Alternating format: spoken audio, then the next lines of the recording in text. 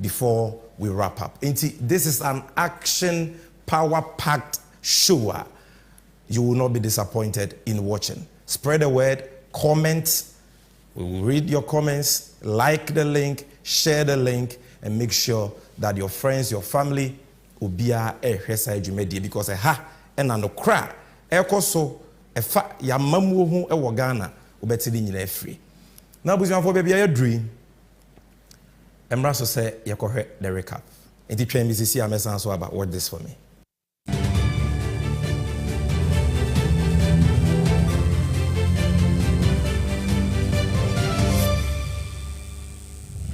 My brothers and sisters, we are not in ordinary times. This is not news. Some of us have been around for a while and have experienced the to and fro of politics in Ghana. But never have we experienced the levels of greed, unbridled arrogance, unrestrained impunity, sheer dishonesty, barefaced hypocrisy, incompassion, as displayed by this incumbent government over the past 6 years and more. The election ahead is not so much about Ghana making history, although that is important. It is not so much about returning a competent president back to power. It is not even about producing the first woman vice president, historical and exciting though these are. It is not only about bringing the NDC back to power, although that is indispensable in our current circumstances. The elections ahead and winning them is about winning elections for a purpose. The purpose goes beyond those enumerated above. The purpose is the opportunity to heal our country again.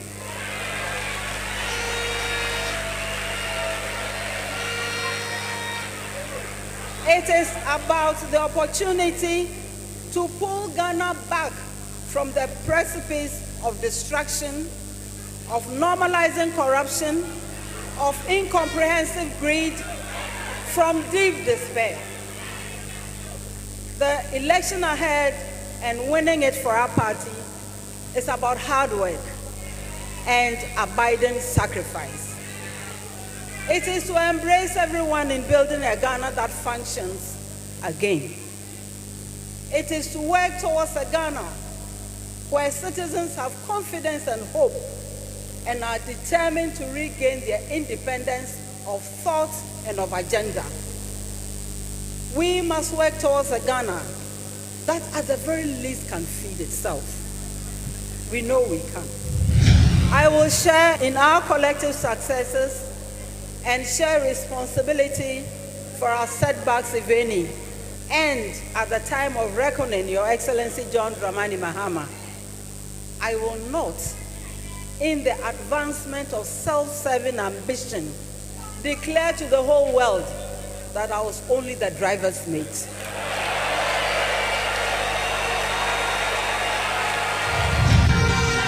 Ghana needs experience and not experiments. Ghana needs a leader who will hit the ground running on 7th January 2025. Ghana needs a leader who will not be given an orientation and excursion through the Flagstaff House because he knows there already.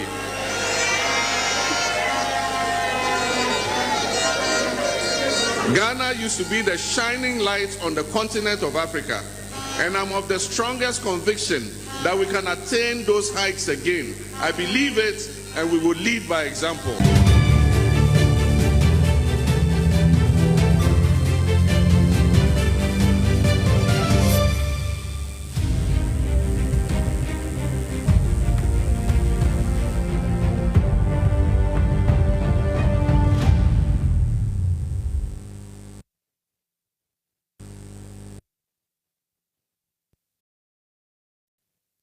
emra ya do so a moment of truth no kwaremre no eni nene de ne yeka e wo no kwaremre ene ade a yedi hu nkomo eye corruption se kata hye proye dream krankan ne krono e atuni din corruption tracker episode 1. Corruption tracker, there will be many episodes, but we any episode edikai. Ubebi sasa adena yede kata hye ne proye asem ina edi yenkomudie ekan. Ebusiafo yetietia de wo ne se oman bia ni wa wo betumi atumpon ama ne manfo adiye agye so oman no atumi adi kata hye ne proye so nkuni esan se kata hye ne proye ya ade a etwe oman bia nkanko oman bia mpuntu eka ekire oman a yewomi nipa a yewomu nyina no eye nipa baako obi ye de obetumi obi ye adwuma obi esam na nimfifire obi etu ato ma aban onyame so ahyira yen as oman wa ma ye gold wa ma ye bauxite wa ma ye oil sa nyeme nyina ma oman ni sika nanso sa sika no ye tumi e de ama nipa kakra bi se omonhwe so no momfa nya oman ni ye na ye nyina ye nya so mfa so and therefore ehu hia se as omanfo ye de ani di sade nachi ne make sure say ye taxes ye to aban di free ho no so aban no de ye de wo se wo de ye nya so mfa so ana nipa kakra bi abusua kakra bi nipa kakra o mo wo dibre wa aban ni mu no mo wie sika ni di ni nyafonyafo. If that situation persists in any country a dia o man no ebebo enti wa wutie mi na ifa wo party asem to nchen na we said this is a conversation about Ghana. Se obi sika e wose ye de koye kwan sika e wose ye de kotu nsuo sika e wose ye de ye mpuntuo se opanyin bi a ye de tumi ana o man ya hye ne nsa e de fa kwati kwan so na ono nko ane ne mane na busuafo di a de o ye ne se okum nipa de o ye ne se o say o man no. And so where we have gotten to, it is not about NDC, MPP, CPP, PNC, it's about Ghana. You see, the entire I was when ni edi sa kata hye ne proye enkomoi echi park se ne se abanya otia konwa soe mampanyi eye owura Kufuado na be de ekire eye yeru abawomia MPP fo asem na making omo be pre to me in the year 2016 ade ba ko omo de ye campaign pa na ye kata hye ne proye corruption and omo kansen bebre omo kae na nim na ya tro omo de say yewura John Dramani Mahama edin kwa enim se ene di enframa abo amakoko to ada ho enti obi anim se sansem na ya tro because omo betena konwa soe omo ntumi nya danse bi amae a e kire se corruption semo akese omo de toto NDC for so na ye no enti no kra de enfanto nchen hemom enye so omo say yewura John Mahama kwa say almost say na de enye me ya isan say de wiase mu a de onyame ehira no aye de no ehira no da say ntimi say no yewura Mahama oyabuburo kusua ade be ye ensaid that and he has been vindicated by posterity enti enye no ho asem ne yeka omo say no ka de anim to no so no omo share ye bo say under them enya de akata hye ne proye ebetumi akoso wo Ghana ombeku atia na omatu ase. This is the moment of truth. How you two mirror ni achirisi ni ama obi adi. Asem wo ene ye beka bia ye be mo wadanse. No one say eye no kretro do ye ma wo ho se ye bebo ye sire maka bibi. And until nsem wo mo kan the 2016 no. Ebi ni okay, I will protect the public purse. Producer boy no maye. Public purse by insisting on value for money in all transactions. My monitor is not working. I don't have. I shall protect the public purse by insisting on value for money in all transactions.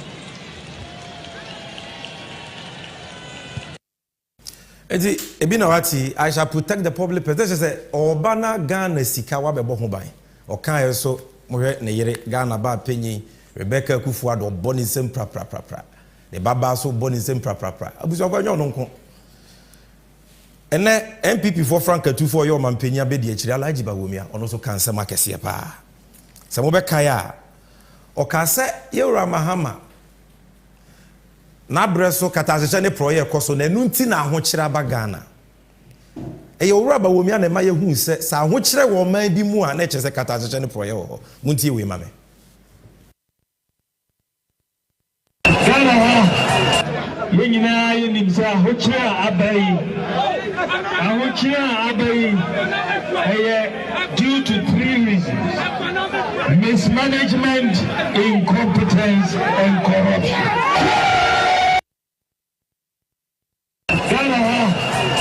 Yenyina yenimsa ahokyere abai due to 3 reasons: mismanagement, incompetence, and corruption.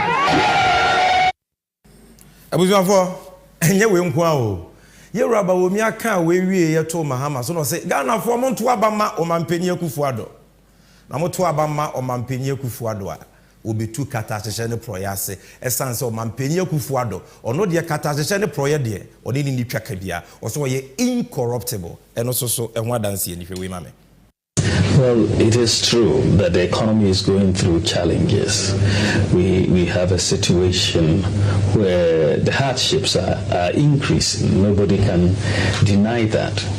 And the reason that we are having this increase in the hardships are really the result of economic mismanagement and to a large extent corruption in the governance of this country.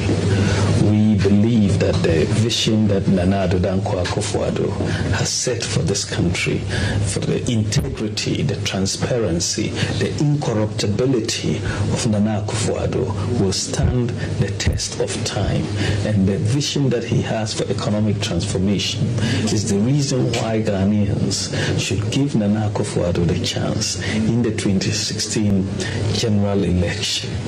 And we will see a different Ghana, and it will be better for everybody and not better just for a few people.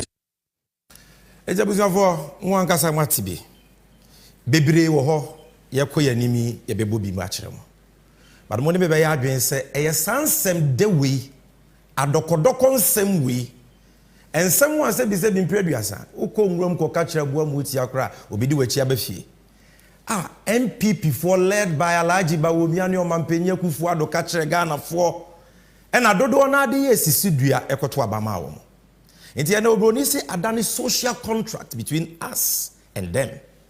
This is the social contract between the governed and the people, and therefore it is legitimate for the people to demand accountability. This is the reason why a corruption tracker. Now, obi biara wodwe oman yi ho, obi biara will believe in accountability. Meaning so and say this tracker is important and you follow us. So like I said, today is just episode 1, and on this episode 1 we are talking about corrupt payments for no work done. Yeka corrupt payments for no work done. Then yeka Ghana sika aban we atam no machedi abra eswa man for so bia ama oh my Ghana. Latifia sem no na we are just part 1. And on this part 1 we are focusing on the fraudulent Pualugu multi-purpose dam and irrigation project. I'm going to tell you a story in the next few minutes. A story that will make you sad. A story that will make your heart bleed. Mere preparation for this program, anytime I went through the documentations, it shows you the kind of wicked leaders we have. And join me as I go to the screen to do this simple presentation. Now, for corruption tracker now we are dealing with corrupt payments for no work done, a case of naked thievery, and the focus is on the Pualugu Dam. Now, on the 29th of November 2019, Jumedie Kesie Bikoso, I will cry a friend of Pualugu, and what Talensi districts in the Upper East region. Jumedie Omampenyi Akufo-Addo ene na bedi akire Alhaji Bawumia omo de aso akwa form say omo sit down e de ama akuafo eni nipa ewo esrem enya so mfa so say mo be kaya na yetie ba bi enka bi hye mu 2016 ena owura bawomia ebe ka kire yen say ohia buburo ewo srem amentifi na ono de odwen sremfo ho pa eni ti say Ghana fo ya ne moa na yeto abama no sremfo ya ne moa no moto abama no a oba no ode nhyehyeye foforo kra eba edi yeyo ni mpuntu obeba srem na obia ho ato no san nhyehyeye ni mu baako was the no mo frɛ no one village one dam and obia ni say one village one dam no it was a mere slogan atonsuom na ye frakadam enye no ho asɛm ne yeka but you see say ye na omo hye bo no mo ani so a enka enye ye ya sa bo hye omo hye ye nti omo ba ye no mo say 29th of November 2019 as part of this so-called frakadam one village one dam omo kopo alugu omo kwa akoye dam ewo ho enti they did a big program na wo hwe omampenye kufu ado a enye ono nkwa na koye na be di akiri ba womia na gina na chi no ohene pompa owo sampatem ho the Mamprugu area the Nayiri himself no ho na namsifo ewo ho na this area ye ka ho asem no owura ba womia ni krom prekope enti dwumadie omampenye kufu ado de hye ne nsa ope se wo hu de meka no ho adanse a any graphic online or say President Akufo-Addo cast sword for $1 billion Pualugu multi-purpose dam. The date is November 30th, 2019. And then there was no kind story now say President Anado Danko Akufo-Addo yesterday, which means 29 November, like I said, cut the sword for the construction of the Pualugu multi-purpose dam in the Talensi district in the Upper East region. The $993 million project, which is being financed solely by the government, has been on the drawing board since the early 1960s. Into adansi no. Now we for sa project here ye ka ho asemi. Enya sa ban we MPP aban bae e no mo so ho dae e no mo akofa bae o. Te said the graphic story ne kan ye no. This is a project Ghana mampenye odikan osaje for Dr. Kwame Nkrumah so ho dae. Na ye fiti ase se ye ho kratasem eni hwehwemu afasa project ne ho. But under the tenure of the visionary nation builder, His Excellency John Dramani Mahama, in the year 2013, ye to Obama President Mahama, and I said, ye, ya che, ya, ebe boy you no me wusre. Into your ma VRA for edwuma se omonye hwehwemu de friend feasibility studies for a period of 5 years, 2013 to 2018. Okope sika from Alliance Français Développement, AFDB, France for Bank, World Bank for so boy chidom, may they say Jumedi nearby. Now, I want to show you evidence of that.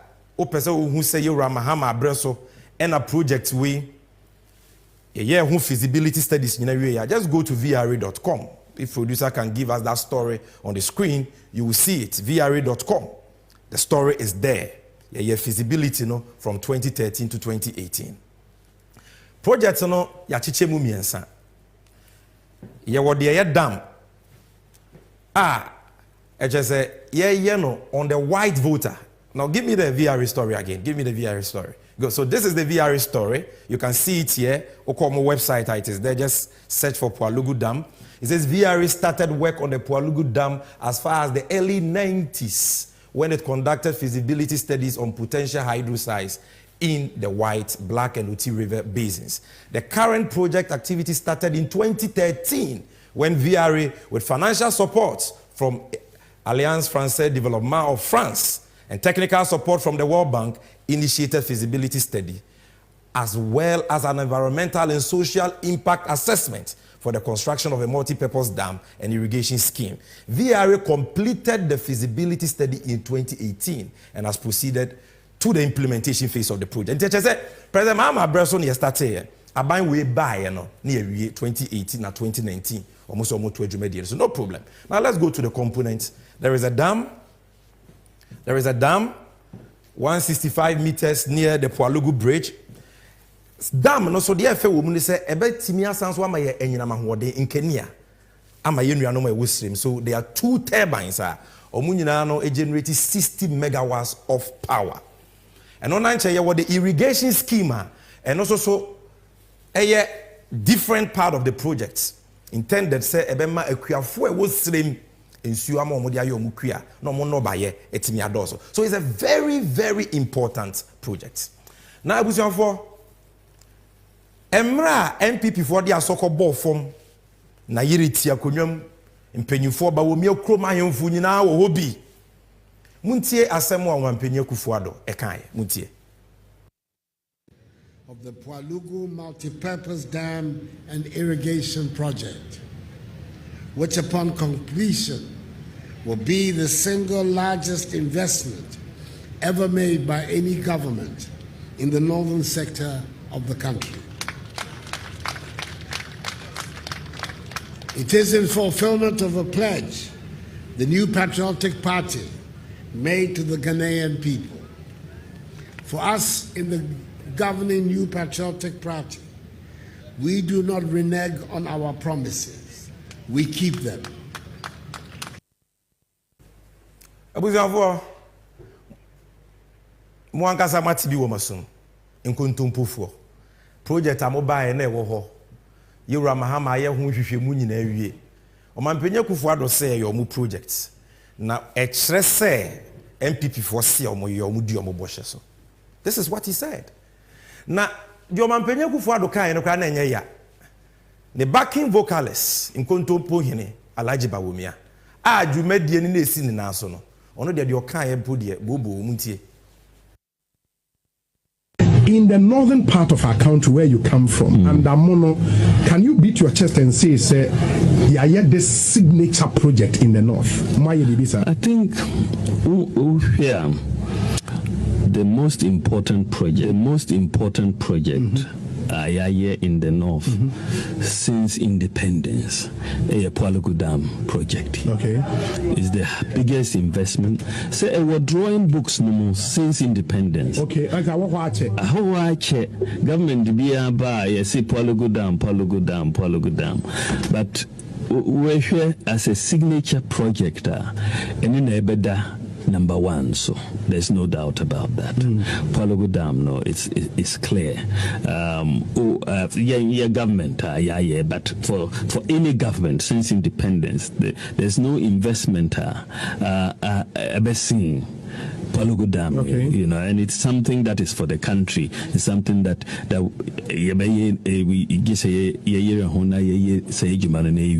and all of that. So very pleased with that signature project. And a confirmed type of project, you know. Abuzafo ochiami oni masam ka ose na wasumu a omampenya be die chi na mote no.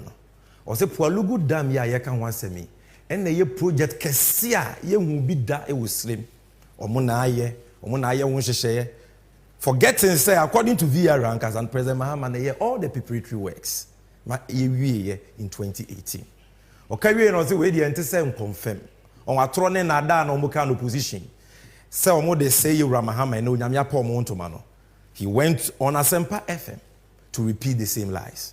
Abusuafo ye ko baby wo de di machi say ukohwe Auditor General's report for 2022, a report where yatu ni din consolidated statements on foreign exchange receipts and payments by the Bank of Ghana. Ubehu sansemwa ubehu adebi wo a wo yembehyew. Abusuafo, this is a very important document. Consolidated statements of foreign exchange receipts and payments by the Bank of Ghana for the year ended 31st December 2022. Mamini can share what this document is. What's a Ghana? Onyame adomye oye, wadomye gold, wadomye cocoa. Wadomye nyema bebra yede kwa amano ne koton, ne yekɔ obroni krom koton sa nyema na.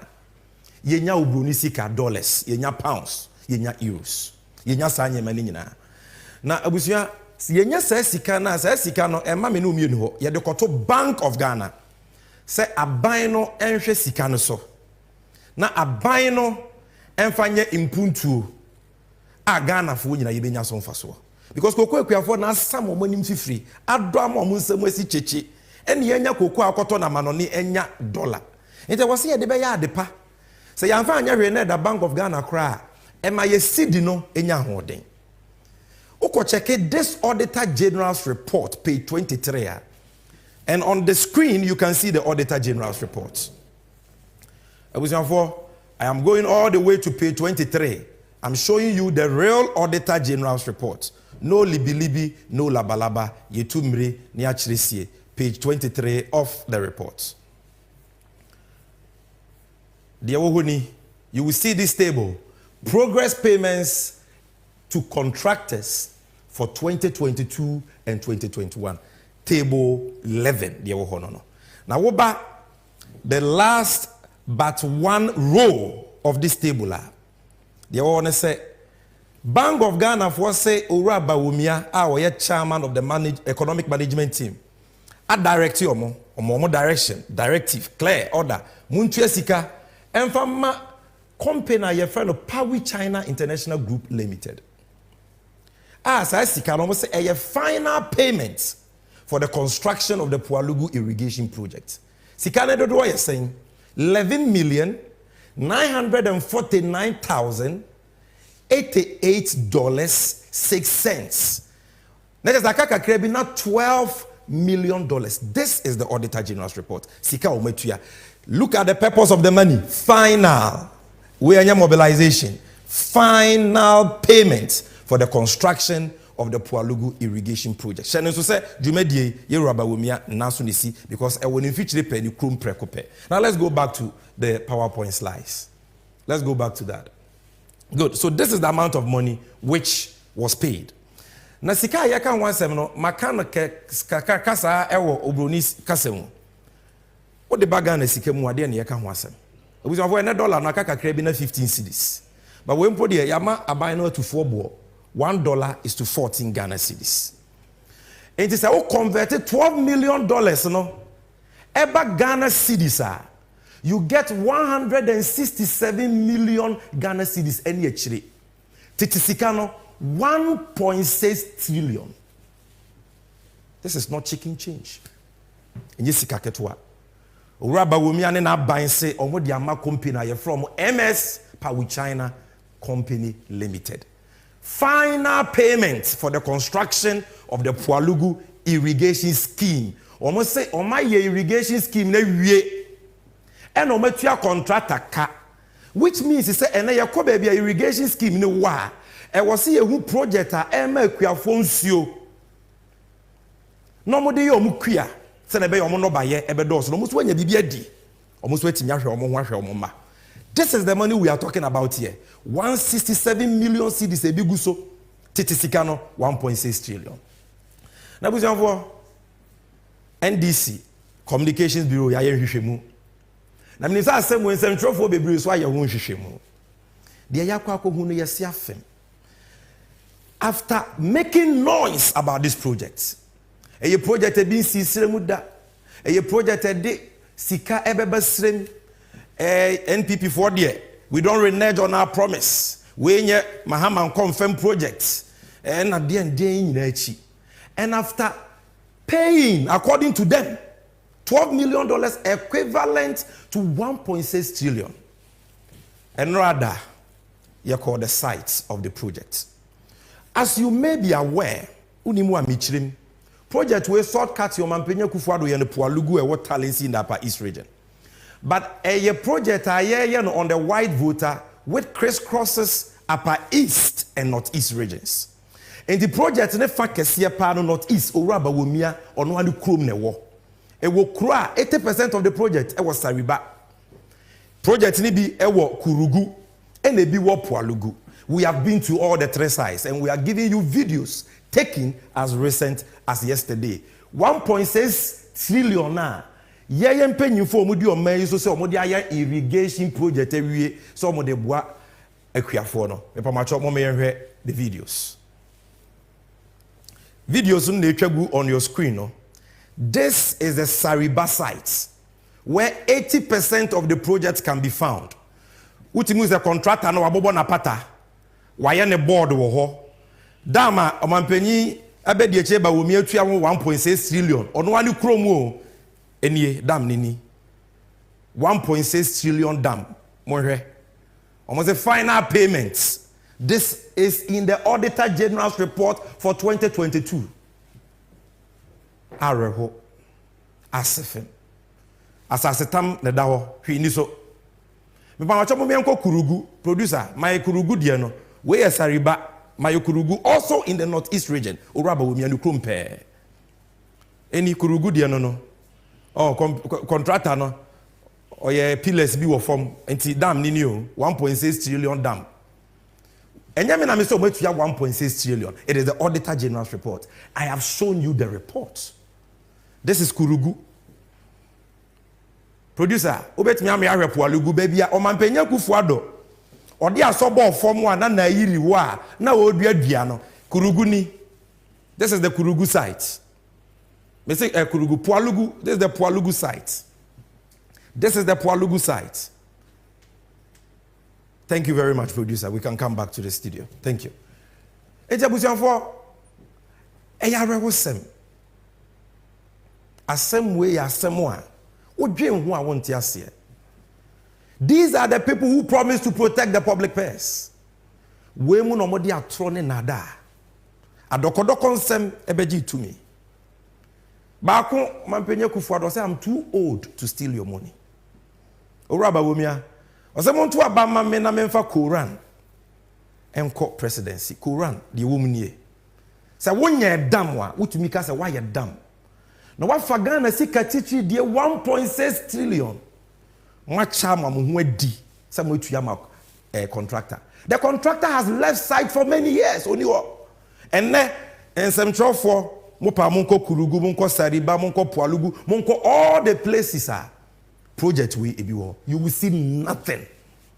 Enti ato de bi ni kasa, mpanyin se papa so pa ngoma so. Enye na num de ntia ne mom ne yiyu ntia. Enye se NDC fo ya num ne keka ne kasa kwa. Enye se ya ban eni so. Enti dia ban be ye bia enye ye fe no. Eyo do aye wo magana. Anybody who has a scintilla, a modicum of love for this country, you must be sad and worried about this. 1.6 trillion gone down the drain. Abusianfo, we are talking about projector. And keba be stop flats in yiri a etasi e wosa esrim empatemu ho. Projector keba be boa kuafo a ewo bawomia ne krom ene esrim nyina. Projector and keba be boa masrimfo anya nkania. Eba be boa mpuntuo ni yeyo aba ho. $993 million project, which was supposed to be completed in 4 years, 2 months. Just the latest by January 2024. The enkomo di 1.6 trillion kwa. Omo di fine. And the Auditor General achiom. Na sa ba womian enkontompo hini. A wetini adada ni krom hini the Nairi himself. Wadada ono ani krom ahemfo. Wadada kuafo e wonu krom ono ene obonto a oso ye house to house. Oba na obehye obo so obeye okwan ma no wagye edi. Mpanyimfo se kwatere kwase obe mount mati eni din. Ono ani krom fu mponi. Wanfa de ni anto Nairi. Oma disika ne kwa. No project. This is criminal. This is thievery. This is wickedness. Ebusianfo, yanko yanim.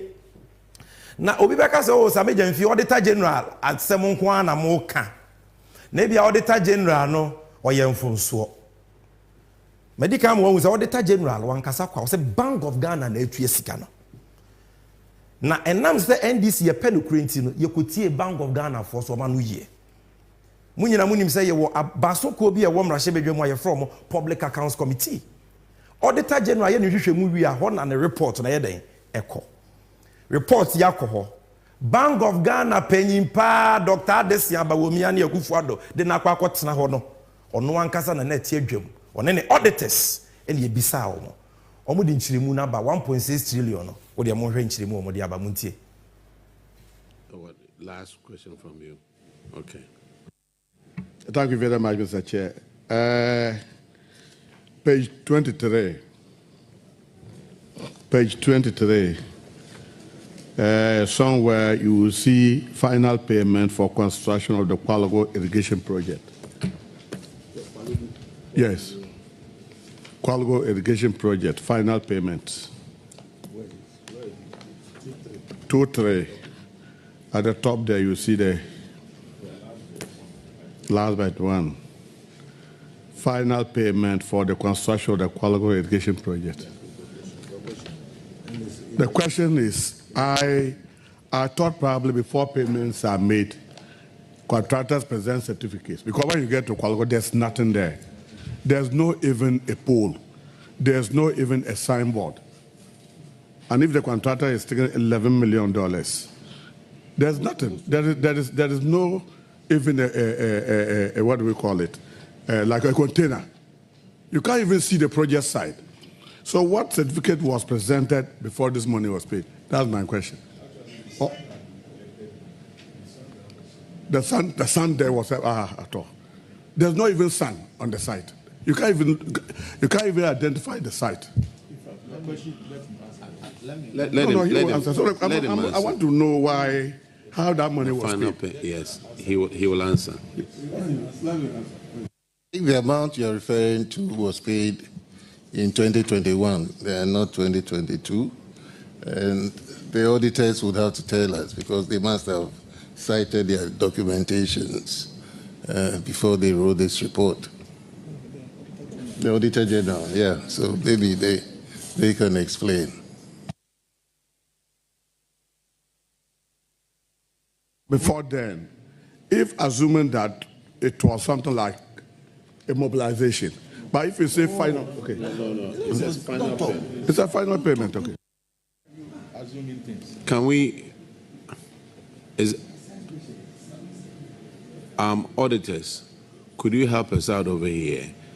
It says final payment. Now, the honorable member is saying that there's nothing at that site. I'm sure when you did the audit, you saw something.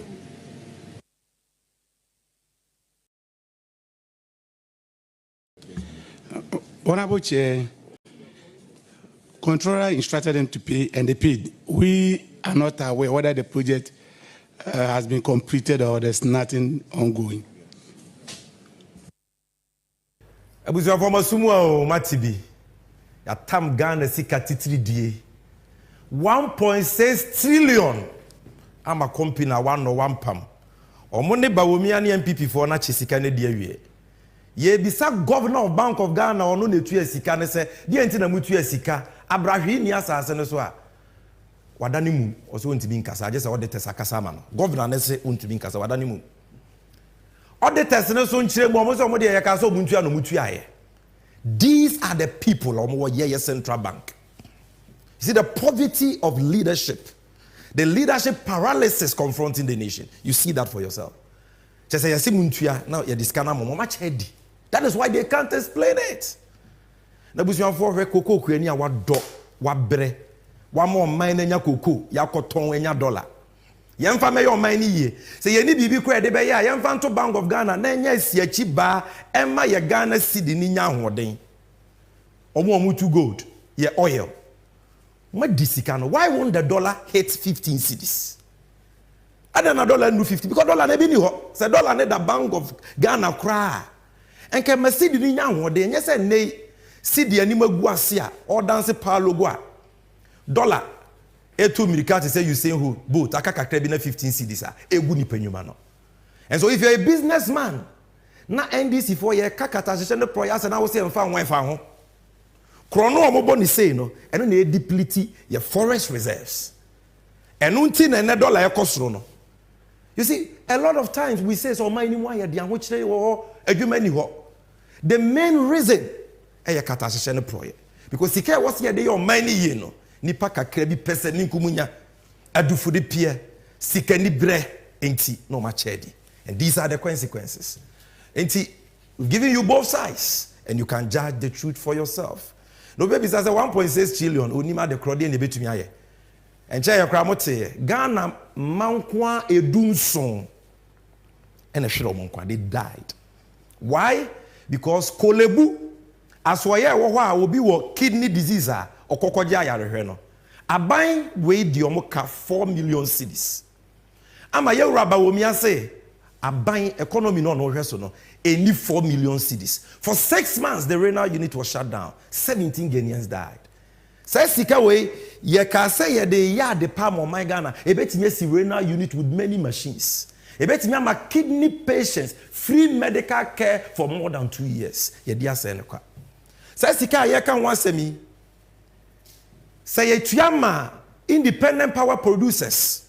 Inyuma yoku a wona ma ye nyina mahode a ena aban de oka na aban timi 20 dum so aba hairdresser fo adwuma egu cost of adwuma egu ne de keka ho a say sika ne de kotu aka ne bia nka dum so ba na wie ye abusuafo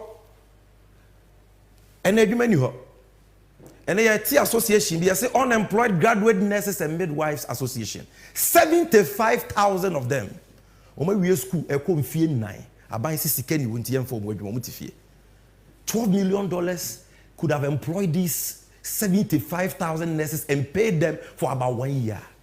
And so Rabba Wumia Kufuado MPP for kakra bi o ma chesika no edi yebetumi dia ya kwan yebetumi dia yempuntuo ebi a wo hwe me utie mi free sehwe utie mi free wo region wa kwan nye unsuo nye o peche compound unya bi o peduma unya bi sika weki yebetumi dia ya ade a eso be ban faso edi amount.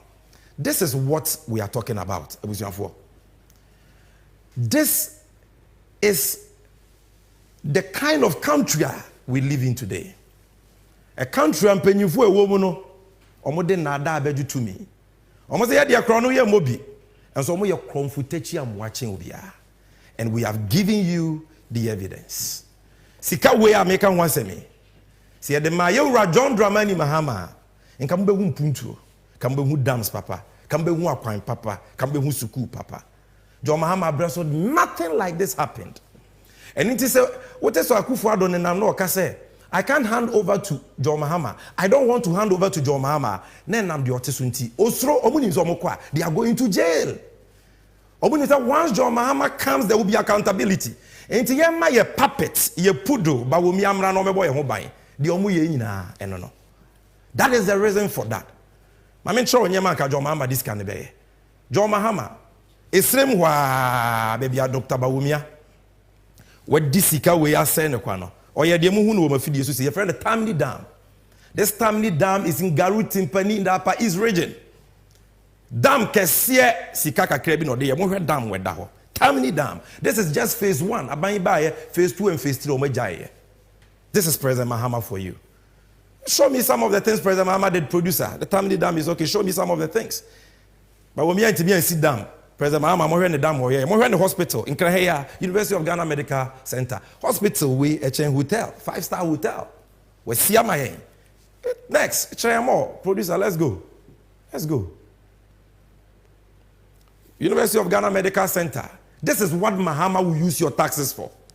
Because this is what Mahama used your taxes for when he had the opportunity to govern this country for 4 years between 2013 and 2016. On confer 1.6 trillion nkudi nsene kwa. Kejeti adwa kese ni siwo no. Enya ofe. Mumisa ban we wo ma betena konwa so for 8 years. Where is their kejetia? Where is their University of Ghana Medical Center?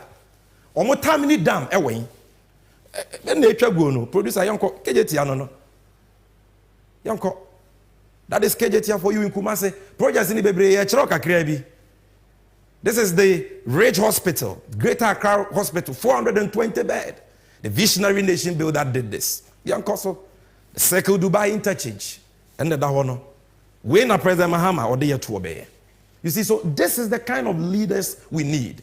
This is why 2024 by Babetono, 7 December, it was a system. And MPP in Qatar when him say medium MPP ni will meet no. Sir, politics no a chem.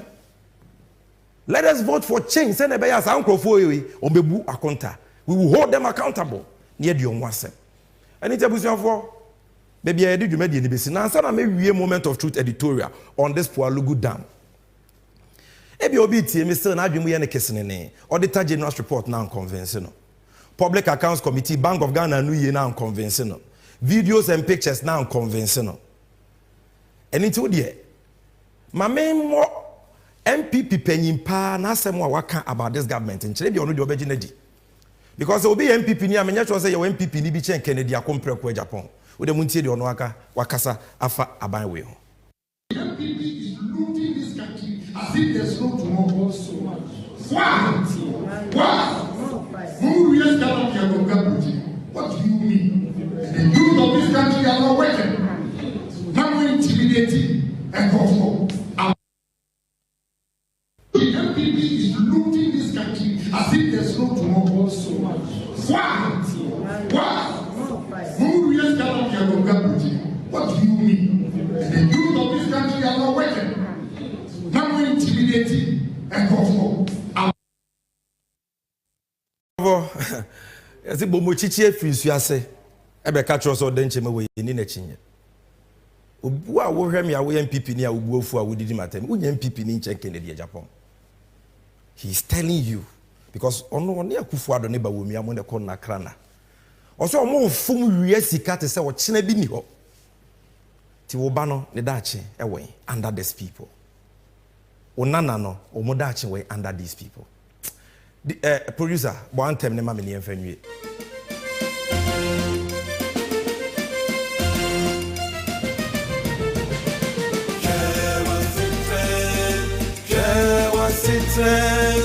Je wasitrem na tuwaba. Je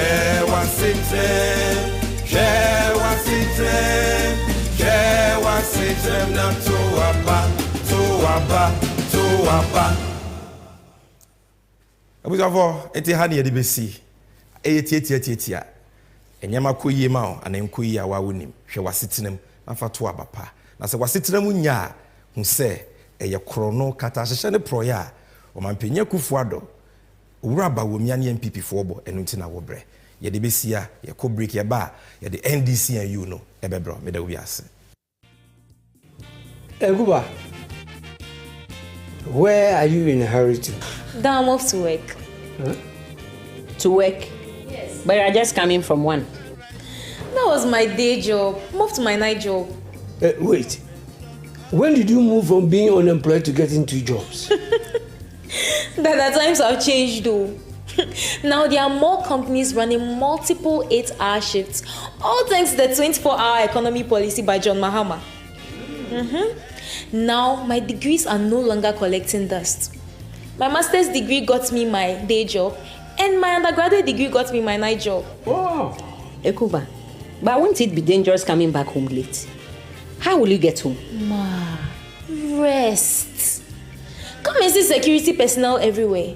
Now, there are well-regulated and well-monitored private security companies running all around the clock activities. There are also food vendors and drivers everywhere. It's practically day at night.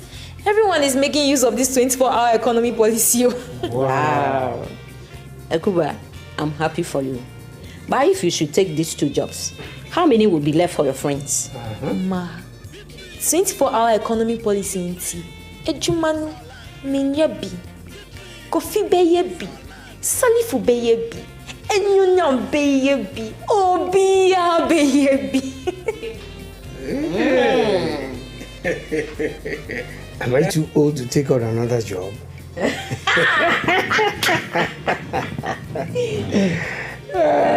Vote for John Mahama, the nation builder, and the NDC for a 24-hour economy. Ejuma Pankwa. Eguba, where are you in a hurry to? Now I'm off to work. Huh? To work?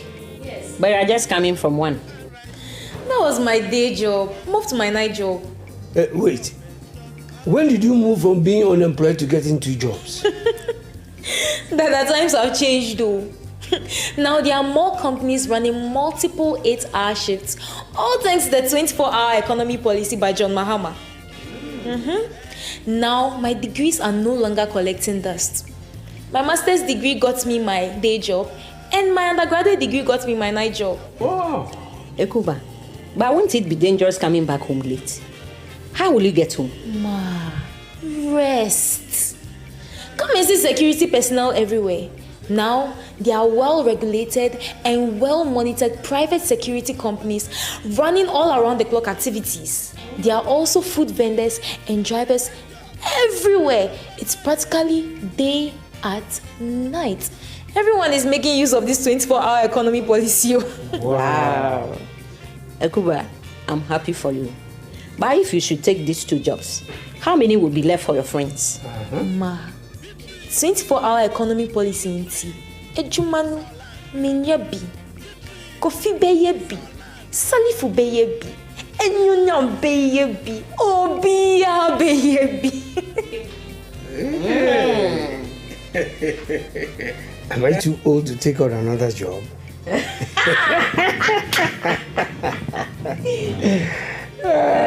Vote for John Mahama, the nation builder, and the NDC for a 24-hour economy. Ejuma Pankwa. Abuzavo, efa ya drusui, NDC and youth segment. Eha, ena sheshe ya pa, NDC amanyoko ya woma wo, ya woma gane nibia, ya fane mako ni achichi. Ene, mitia ye pa. Menya, one of our best brains in the NDC, the Honorable Member of Parliament for the good people of Esnafo South, Honorable Eric Upugo. Honorable Akwaba. You're welcome to NDC 360. This NDC and youth segment. Nene na womae.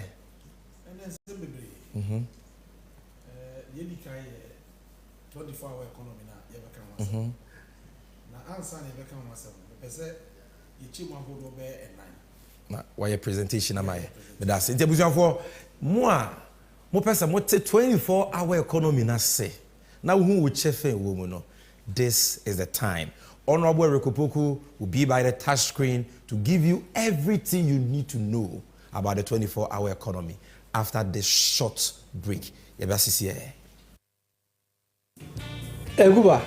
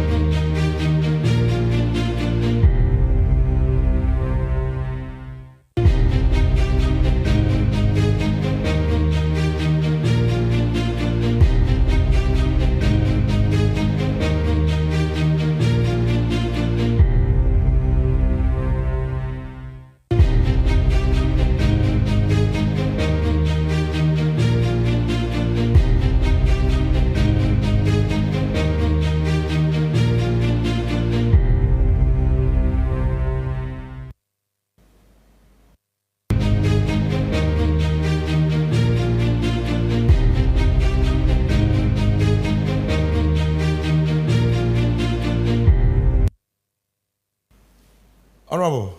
Yes, sir. And it's for you there. Ghana for you now you on the 24-hour economy. The floor is yours. Additional Ghana member. The NDC no meda NDC achamehele. Yewura Sammy Gyamfi ase. Say na ma akwanya kese sei. Say no mining nyina twetwe nkomo. Emfa 24-hour economy policy a Yewura John Dramani Mahama.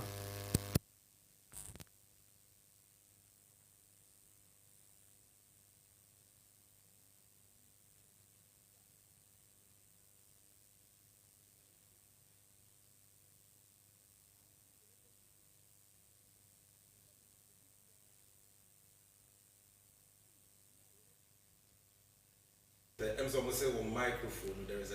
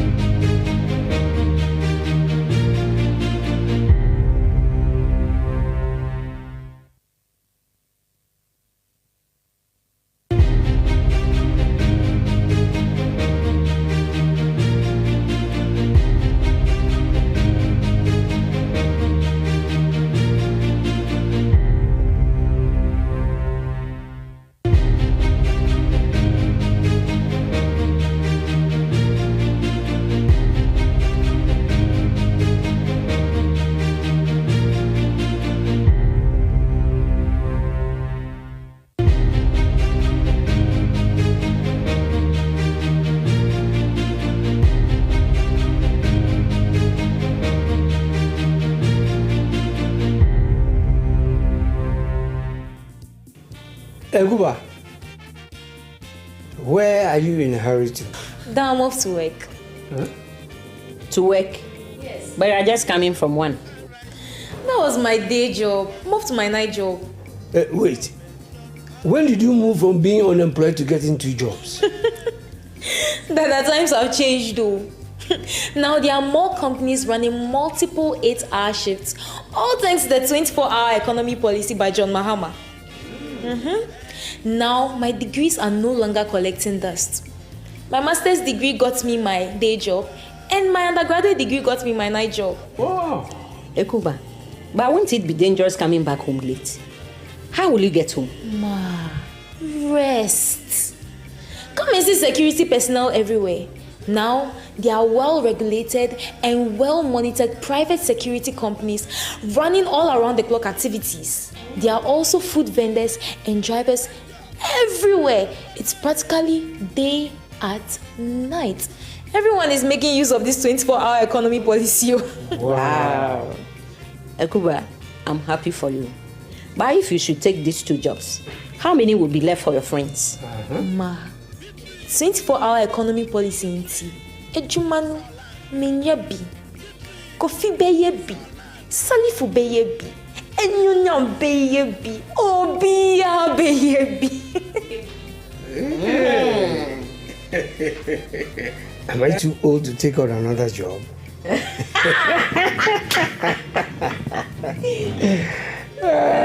Vote for John Mahama, the nation builder, and the NDC for a 24-hour economy. Ejuma Pankwa.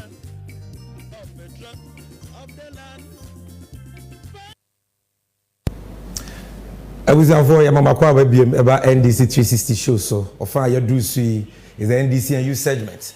I'm saying, I know I'm for mobile home and also teaching my talk by. That is why we have to go for a commercial break. It's move and chair. But Honorable Eric Opoku is ready. Honorable Ghana Phone in Ayaso. Tell us about the 24-hour economy policy. Yo, Sammy Gyamfi say, John Dramani Mahama. Na probo a obo Ghana nyina wo de sire no say nyame ya na don na Ghana for to abama no a wo de hye bi ba ye friend 24-hour economy. Na 24-hour economy policy kese a wo de be ma oman sikasem agina. Na enei meda wase so mama kwanya memfa wa fidie so na Ghana ne wiase nyina minchechirem na obia ante the 24-hour economy no ye pese ye kire ase. Na ansa na mechire mu no policy bia aban pese wo ye ana pese wo di bu oman no ewo nyina so sign no man si kasem si tie kakra bi anu nti ewo se policy we ene ye de ba na policy no 24-hour economy na ene de na eba sign ne be ye no na mo aban na de be ba sa nyoma we ene ne pese me sai mre na mechire mu eni se si aba bia me di free ne se ehin ye gina se si a yesi kasem no wo hene anu nti ye ka 24-hour economy no na Sammy de omo se Ghana man bia ya kodu sesi na dubra eden oman no ede ka makoba se ewiase nyina bia aman nyina ti bobosia ede ye oman ni ye no ye seize Ghana oman akosi bro de na si ofra sika mpoa no the whole Africa 2022 ye ne 2 gold kese enne ye seize ye se aman atwa ye ho ahia Cote d'Ivoire Togo Burkina Faso obi abetua international capital market akwaje bosia e dia bayam putudwuma worokrom na Ghana de mayensi hobi efise eka amene yen Ghana car 2016 na ye 122 billion no enne apagya ni mu akodu 610 billion Ghana cedis enti ama Ghana ya kanti ye seize ye international market mayensi hobi o so man bi akode kase ya baby asan de wani hwe ne se wo bank kase a ye friend central bank ye bank betun atwa sika e de aboa wo se ne be ya wo man no betun agina ne nan so e wo sika semu areho sem ne se ye kohwe Ghana Bank of Ghana so betun aboa Ghana man ama ye sika sem kai o ma yi afri mu a ye kohwa se 2021 ene 2022 no MPP aban na danko akufo ado da no woni ewura bamud bawunya wo ma dikai hodada akodi sika twitwi dia eye 77 billion Ghana cedis sa 77 billion no So we use 2022 exchange rate. Na sa wo so de ye ho adwuma na eno kwa ye $8 billion. Ya use awie. Na so ye problem na anya dey unsolve. Say he bi on ye kope bosia. So man ukọ Bank of Ghana na nye yie dia. Ene na obekọ wo manfo no ho. So manfo ni bi was surplus income. Obi was called the savings. Obetu dia to aban bonds a. Na nka wajeje no so bosia. Na de aye oman ni yi. Because man bi ahokire na oflotu bonds. Na wo apese oye savings wo to na wanya interest. Na Ghana so wanya sky adwuma. Ghana de ye ko dibi ko abontense ye ko ton bonds a. Enya de obi abeto. If you saw my edikai eto one day no. Wo ma ye adwuma ko pension. Edom sika to aban bonds no. Eso ya. Ghana ban ya ntimi antua. Di Ghana ban say wo mo ka no. Watu ahia nim ontuntua ne ne. Na sanchirima ba o ba ye adwuma e de atua e ka no. Ejina Ghana ban ton bond a enya de a obi abedai e beto bio. Ade ba ko a na ebo man kase anso ye koko. A fi bia etima Ghana man $2 billion. Awe ho sem ne say if say na do dankwa ene yewura Dr. Mahmoud Bawumia abedi akonwan. Emfie nwotwe emu ne ewei. Afi bia omo to koko Ghana e wo Ghana bia omo boka. Enti ama koko adwuma no so egu kodo to a wo ye ho hwe a enye yi. Na awe ho sem gra ne say waboka sa emfie nson. Afi otoso nwotwe so ne budget abrɛ say afi we nso obesan ye dai aboka. Ama oman ahokire kese na abamu ama mrantie no maba bebre so enya adwumanye unemployment ayekese 2020 World Bank at the report by say unemployment no na enenam 12%. Na for youth be say 50% of them they are now underemployed. Inti the whole sub-Saharan Africa, Ghana and na youth unemployment was ropa 2023 reported by no from first quarter to third quarter unemployment rate no average apajanumu edu 14.7%. Na is called sub-Saharan Africa omanya emumrantie enya adwuma nye pa no ni titiri eye Ghana ha sei. Na sami na me pese me de bibi kire kakra efa aban na budget ya oye no ho. Sania budget hihye no oye no no. Na me pese slide no wa ha. If you sorry aban budget na good aba. Eye 2024 budget aban de ba ye no. Aban na asmo de ka say Ghana is kasem say de gina. O say Ghana fear you 2024. Your taxes obegege ye japade e beton ye bia wa Ghana bia no e be ma ye revenue e benya 176 billion. Nemo ma fi sika de be ya adwuma wa Ghana ha nyina no ohia 259 billion. Na ye ya kan nyina achi no 2024 yi aban so obege bosianko a 82.6 billion. In fact, approximately 83 billion. So when you busian we ya, enwuma opese oya na fi we nyina no ontimi enye. Yanso yakwa broche kwaje busian obi man bi. Yakwa Bank of Ghana enye yi. Say grade IMF the tabua to Bank of Ghana so. Say bank kase ati say ya aboka. E free say ba Ghana mo kasa da na aboka no. Omo prem omo fasidi nkra ma aban kra bio. And they say yakwa Bank of Ghana enye yi. Ehe na Ghana ban betu akwaje busian na odi aye adwuma. Na rewo se mo say ya woniama miensa bi wo budget ni mu. Sa nioma miensa no, sa wo pew, sa wo mpew, e wo sa wo di so. Enti no de usika no so, usika na so, sa nioma miensa no, e wo sa wo di so. De di kanza wo sa wo tua wadwuma efo ka. Ghana adwuma efo ya adwuma 2024 nyina, aban behia 63.6 billion. And what de tua mo ka Ghana cedis. Afei bosia na yagie no, ehun si ho, ene de aso wo se tua. De yatua hye yanim ni nyina, de aka na e wo se yatua hwan no. Aban so behia 76.6 billion. And what de yatua. Sa wakwaje obi busia de. Wo ka se wuntua ho ka no so ye asem kese. Afei statutory funds. Yemre mu no, ye wo sikari bi ho a ye de mra to ho. Sa wo jeje Ghana tax nyina ye total revenue no for not less than 5% koto common fund. Ura Rollins na ye mra we 1992 de man Ghana. E she constitution mu. Na ye nchichenko assemblies no.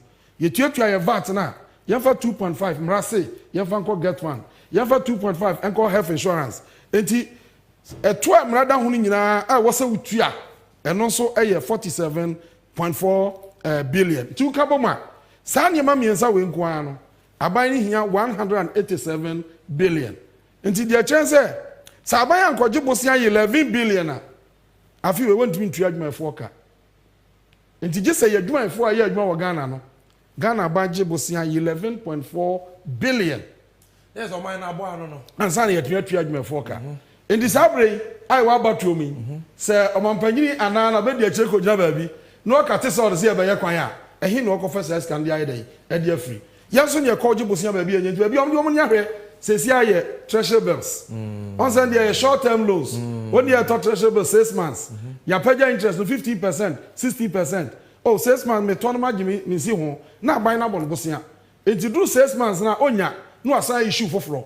E na treasury bill no so e pale omo bob besia e de tua bosia.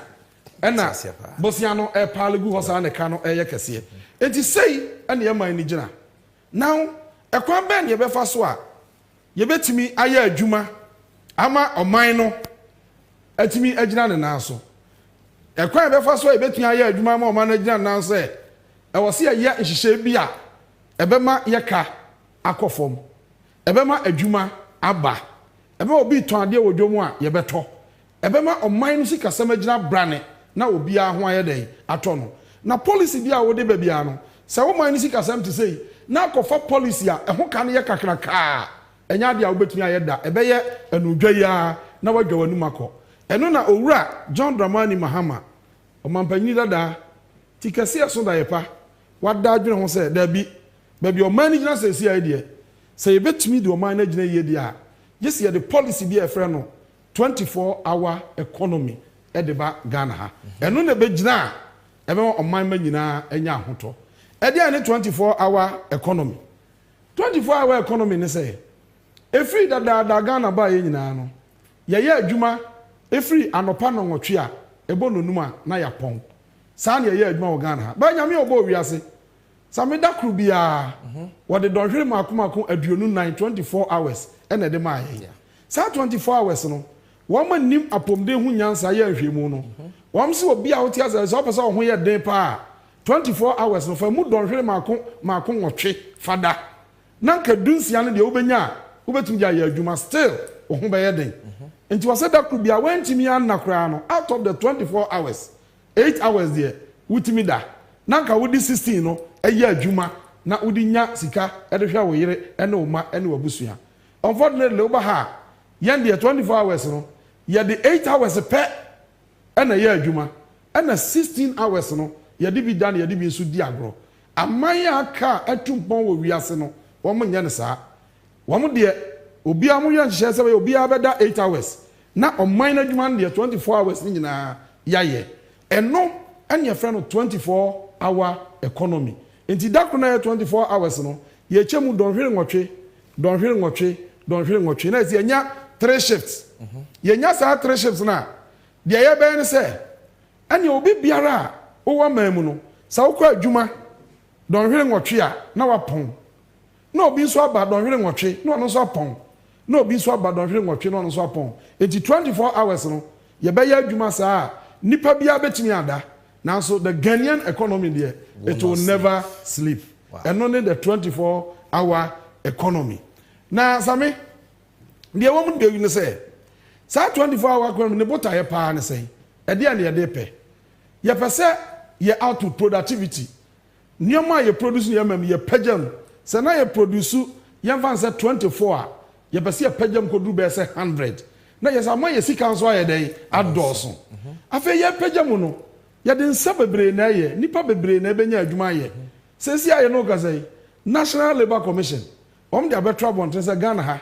emrante ne maba awie university do 700,000 kuta certificate si a pass from the universities ade che no pa nante abonte kwatre ebetre nya adwuma bi anya dey enye ebede no nya adwuma eye adwuma papa ebetua atua wonka no nya sika ahwe ho ahwe mo yirenom ahwe maamenom eno papa ehwe wo mo no in the 24-hour economy ne ba obia nso ebenya adwuma ye na nya adwuma bia eye adwuma akatua papa wo mu a ema nipa no so atumi abobra ama ayeyie now sa 24-hour economy ye kan wazama obi se na hefo na be ye nyina na no crowd obi ka se na me amedo koko anadwo so be dem akodo na me amedo banche so me so be dem akodo enye sa na 24-hour economy no e kire na ye be wie no obi abehu sectors ya ebe ya adwuma no ene ba bia e wo se ekono obi abehu ni nyina yie now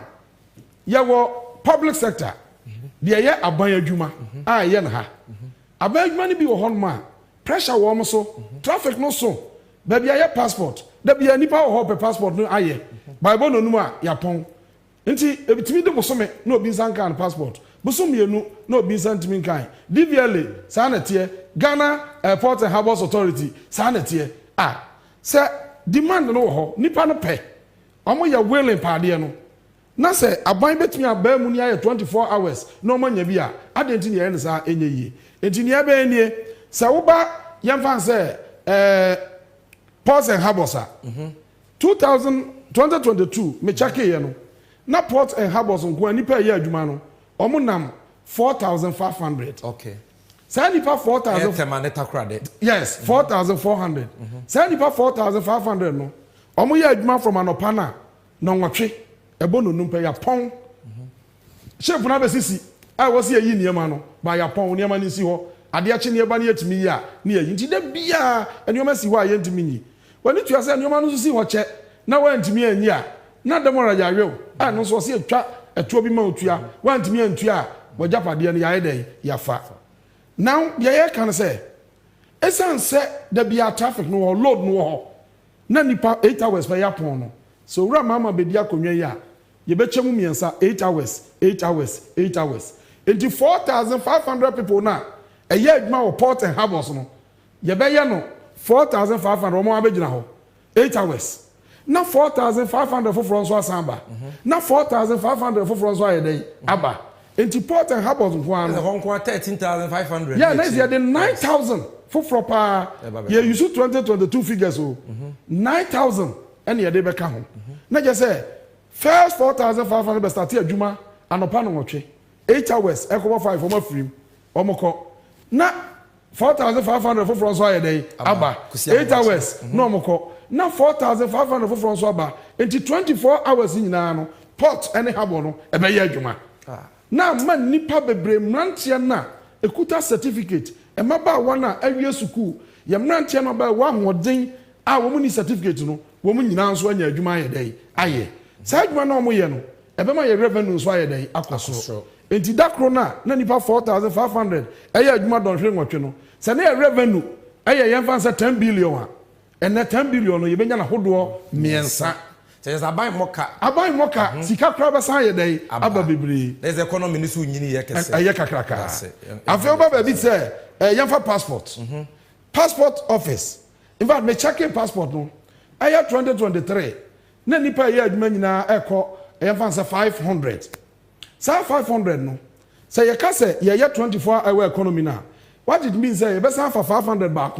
Ni asa for 500 back ebi aka ho. E won so da bia enipa gina ho pe passport no a wo munya na say demand no e so chai supply na o mo ye no enti dia ben say free 8 ekobo 5 no first 8 hours enipa 500 mo order da mbaye madwuma na mo badwuma kotua na mo pon no na another 500 so aye dey aba wo mo so pon no na another 500 aba so okoda 8 hours no na fi say ubetua ye bi aka ho a ubetua betwa be 4 hours bi kra and your friend overtime no overtime na wa ye aka ho nti ebe ma de okọ school kra ya ma ekwan no anadwo kra okoda so mi nkotwa 5 hours bi na me fa emetuatua me bills kakra ono so betumi aye ama aye yi na ni nyina na eboa na ye neoma no ekosoro Sammy DVL so sa o DVL me check here 2002 no na nipa o mo form across the country no me 2,500 in the 2,500 no say ye 3 shift na 8 hours 8 hours 8 hours ye be add Hong Kong 5,000 yes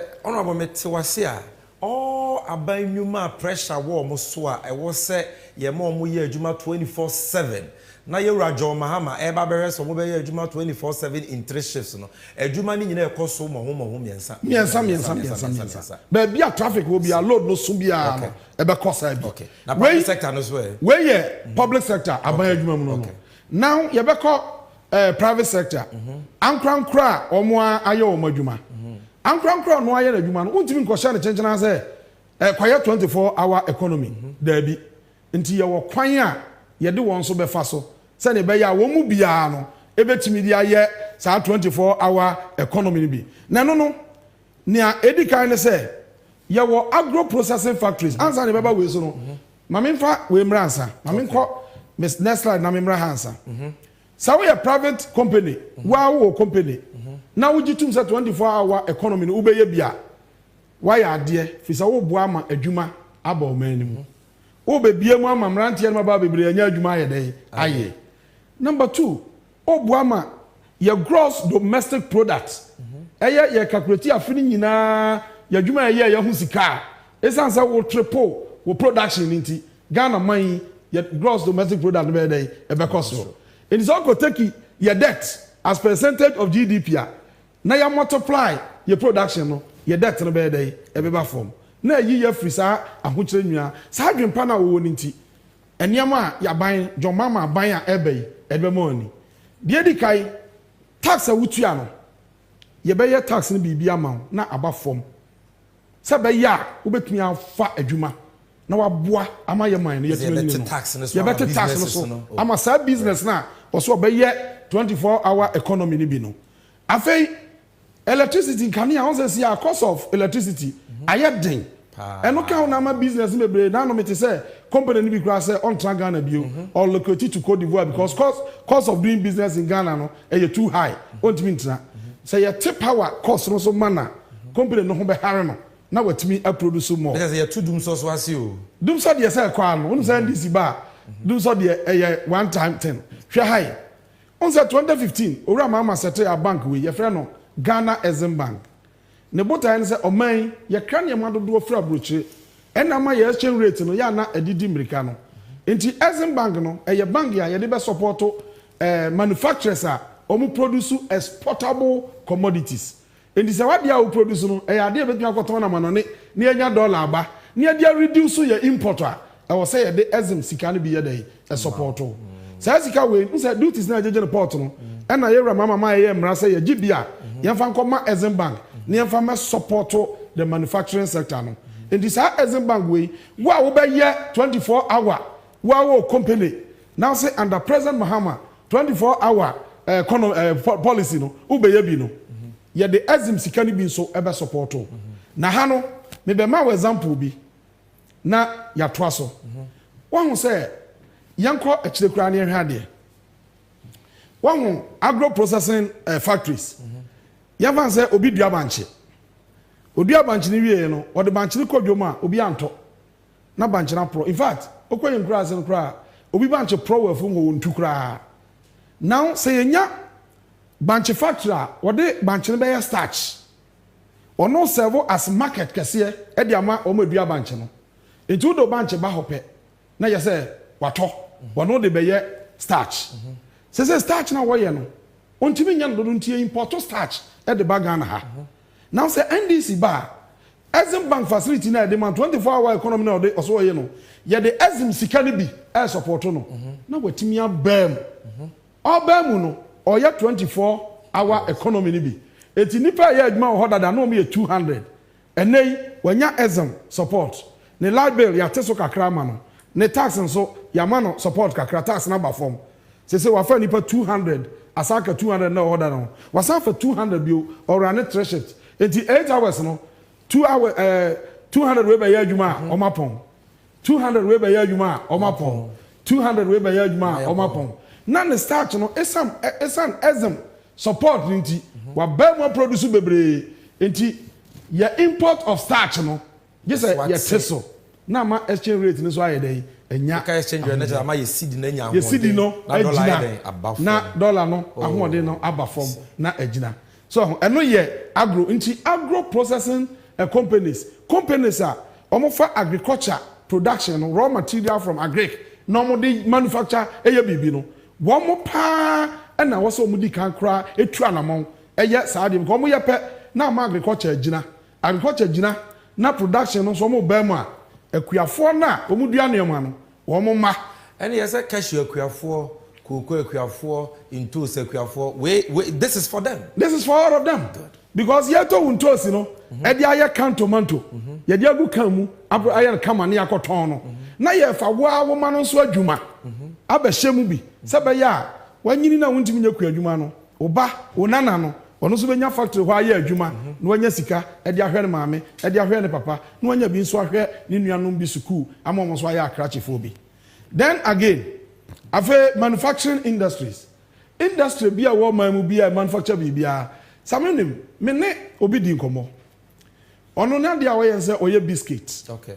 Na biscuit no ose ofani panko 400. Okay. And omye biscuit na biscuit no eye dakru bia no omye biscuit nko 1000 boxes. Okay. Eye nipa 400 no. Na omo sate adwuma 8 a 5 o'clock 8 hours on mapon no moko. Timbisa say beye den na 24-hour economy no wo aboa wo. Na no you the man me say 24-hour economy no ba. Number 1 Insa say obefa nipa 400 nso obefa 400 ba kwa ka ho bio no afa 400 ba kwa ka ho bio eti na adwuma no one day bia no nipa 1200 ena be ye adwuma ho no enti wafa nipa mako 800 aka ho now 1000 na o produce wa ha no obe produce 1000 anopa no 1000 boxes of biscuits. No asa produce 1000 boxes awia. No asa produce 1000 boxes anywhere. Enti one day na first no produce 1000 no. Say obe produce 3000. Enti fa so na onya no 1000 na no produce ndabia no wa triple sa fa so no. Enti sa ban say obesa boa na menanya ezim sika ne bi. A hunsi ho kete e dia bai na dwuma no mu a woda nyame ase. Sa ban say obesa tene nkan ya bo no so ama no abotumi aba mu a ne mfa so na be kase sa ban se obeboa no ama ne tax otua no asan ba form a ne mfa so na be kase na mum sa nipa nyina wo manya adwuma ye na okawie no se ne mu aka de ba ko me se de ba de a wo se de aka se wono biscuit no wo de niam amiensa na ye wo de esam wo de margarine and wo de asichire na ye enti ansa no obetumi aye 3 shifts no na we produce 3 times of your no produce no just go hunu a some factory no flour factory say when am me some and am the produce that be na me 100 bags and they produce 1000 boxes and then person me produce 3000 it me here 300 bags of flour obetumi dia mame e wa na semura no say that be and yes na tie dia me so me fa nipa 50 na produce some no 100 no the amount say we here 100 miensa dia meso mefa 50 first 8 hours second 8 hours meso for 50 and now last 8 hours meso for 50 na ja meso mefa nipa say 150 na same yakobi say samra na woni bi ode ye say ni sam no ode banche what the heat okay ani ni o ma hudo bebre na ye enti wono so say ansa no betua produce eye flour no sa no just wono so ne banchefo na edo banchere kasa no mo support say mo no banchere mamu emame na mo do ya meto se mi hia do ya mi sam no mo no hwit ni mamu na mo do ya meto mi hia bebre aye mi sam no nti won say biscuit no aba form ama esam factory so afa nipa bebre afa kuafo a edua banchere so aye bebre omo sanya market e de ye omadwuma no aye yi nti 24-hour economy no won say sa wonya de good form pe same obia bedidi sentia obia bedidi ni say me na mi ni adwuma ye ana me kuta certificate na da bia manante abonten saa ene nyame ayemadom 24-hour economy aba factory I employ me me call 8 hours me wa shift say manya sika yetwa meka me ana mi ntimi to say na me so meto ade enti wo aggregate in the economy aggregate demand be kosro wo a wo ton ade bia wo di si ho a obi a beto ye beto ma nso aye dai wanya sika economy GDP ne so na kosro say nya increase your output ya entrepreneur no ne multiply no ra ye nya 2 ye van say ye produce your total output ye 1000 ne nya 2000 a wo de copy ye ka no the percentage ni be ba from at once na yi ye free amnanim it is a 24-hour economy enya adwuma nko a e kai na amene Ghana aban ka wontumi ntua o meye kopabosia ye nya bi esanse ye ntimi ntua ye ka uraba wo mi abobosia de atwa danum spelele no 24-hour economy ba be boa ma economy na ye kese na because of that nti ye de ye katoto economy ni mu a e ka na ye den aba form ave baby a won hwe ye nim no ye kwa ye beti no ma hwe ye nim na mi shira jo maham so ati say efe so won so won ya form adwuma ni nyina no obi abetua income tax omutua income tax e revenue to government of Ghana Then again, and yama motor na bontini nyinaa ya the indirect taxes atoso. Into kota de odwoma VAT edaso. The yɛmfa education ye, the yɛmfa health insurance. Ni nyinaa ka nneɛma no bo no. Enti saafo no to nyinaa no na government revenue so yɛ den cost ro. Enti inse say aban beba afibia say me beje omanfo tax. Muntua say no. Way a production way. A powerful ye di increase production. San ye be ya omanfo nyinaa ebedi eyie. Na sameya ka no yanka security. Obi say 24-hour economy ya bambon so anadwo nyina ya adwuma na bambon so enhihya owura mama de to dwan say apart from say your policy for wo ho no ye be san ye private security arrangement san ye be ya wo mo aye private companies wo securities no wo mo so be ba mu na on say wo ye private company na enei 360 ha wo hia security a na private company na mo security bia nipa miensa e na hwe o ha ma sa wo run 24 a I was so no family and some bio no some family and some bio count. Said na sabaya 8 hours biano, obenya security aye day at the amount. So in a way no, a honsu create enuma ebebre. Mantia no mo security adwuma asa abeka so ama aboama omu nyina nso enya adwuma aye. Afei o say William say watch them crop. Mache we say we e better na 24-hour economy no edi nyuma aba em say ma chechi mu say be ya obi abeti ase in the 24-hour economy there say what ase yi a na se kira ne say obi abe dey ebedidi aha eno na wo kan na say the two additional work shifts that the Muhammad 24-hour economy will introduce will double and in some cases triple the number of jobs in participating public and private entities. Eti obi company bia obeye 24-hour economy no enwuma obeketi no anya hwe kra no ebe double by you expect say bia de ebe dey ebe triple no na o twe ma adwen asisu off air about enwuma yoku ni mpanyimfo akuku dan bia o makasa fa sa 24-hour economy yes obetimi de alcohol yes mami fa na de wa no besi no mami fa asa na na de wa no besi de Ghana fo akuku dan omo nya NDC omo munye MPP omo de omo se omo ka no kre bem se we de omo ka wasem kakra omo benya 24-hour economy no omo benya 24-hour economy akode amanfo kan okay 24-hour economy no womo bedi ka nya ho faso pa ye omo eni adwuma ye the unemployed especially the youth okay enti abrantie ni ababa wa bia wutie me ne ba bia wo bia wa dwene ho se factory wo area ho mo kwa adwuma no pa epon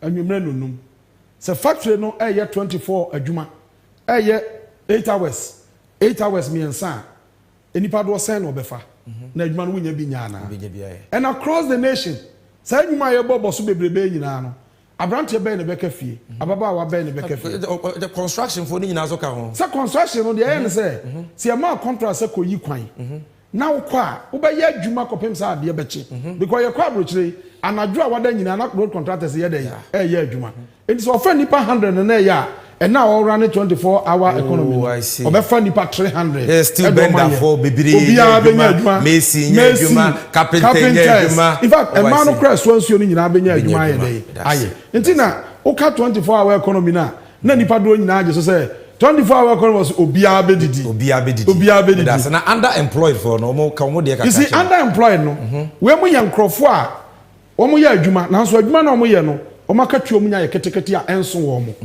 saafo we no sa wo ka wo mo ya adwuma ye ka wo mo ka ho na sika wo mo nya free mu no enye sika so wo ba bia ba sa wo de 24-hour economy no ba ya adwuma etua wo ka kama sa ne ba ya obia ehun ba ye dey ebeto no enti saafo we in fact World Bank say oba Ghana ha your youth no 50% underemployed that's why you adwuma so it said you onya adwuma oji akatua na onfa anya hwe obi je 300 Ghana obi adwuma a waye no entimi tua na ka sika enko adwuma no mu bosome enso onya adwuma nya nti je sa waye no sa it said ye koso wa bruchire no under 24-hour economy adwuma no so wa hoden ko abetima ye mienu in fact mamen kan no grebe nchiro me ko sa madam fi US me ko aye no anopa pa na so ko adwuma oba na so watwa 8 hours a wi nti oba rest woda kakra na san so ko ye 5 hours bi wa ha aba oye miensa ansan wa 2 hours owi ansan wa san be dey abereste enti say your system no sa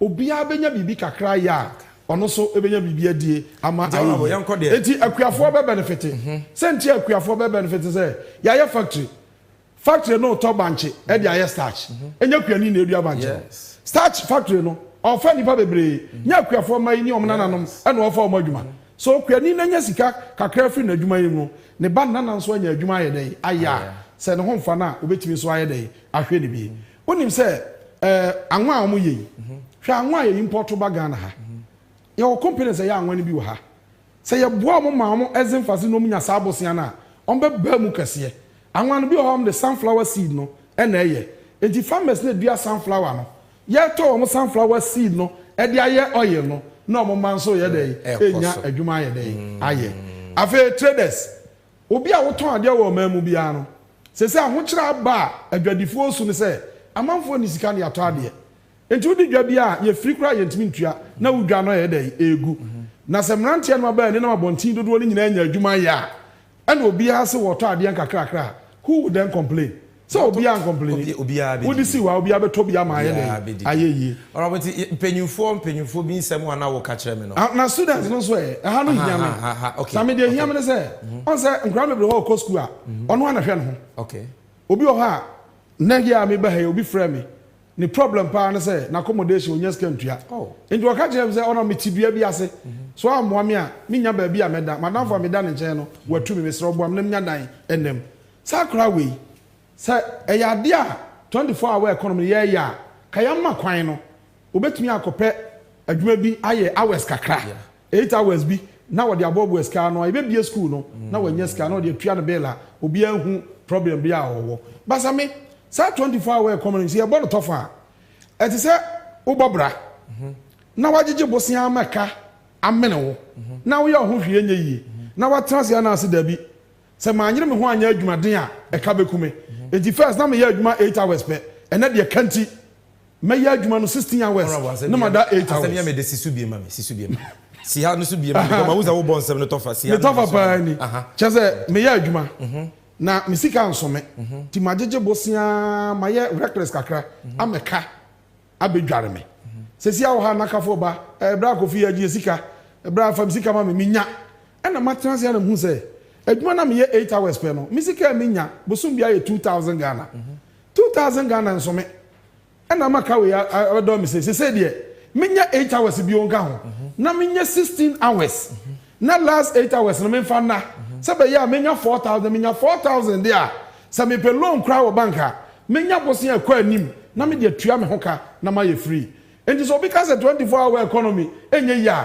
na on tiase because 24-hour economy no they can say Ghana be ya adwuma wa bra oman no nya dey enna honorable adwumaden nya de obi ameda why any tie and very and you say me sisu be say me ya adwumaden a wo say enye yi me nya kwadwofo me na me nya kwadwofo na me na ka ne me mia oh honorable me da se ya da se pa avei ebinom say niema ekura ye kan omo say NDC for say 24-hour economy enye ye demand ni ho ade no nya de nkofo pato a wo se me ko produce Sammy Gyamfi arehosam ne say bibia ni ho anyame anche Ghana bi enso niema bebre ye krefra but onim say me kokura ye kra Ghana kra mako ko 2024 budget aban we de bre paragraph 401 emekwa ye kra ba Ghana no estimate a eye $355 million ene de kra mako ba Ghana ha ye kra toilet roll ye kra enwo almost everything esichire bibia ye kra ba o mamu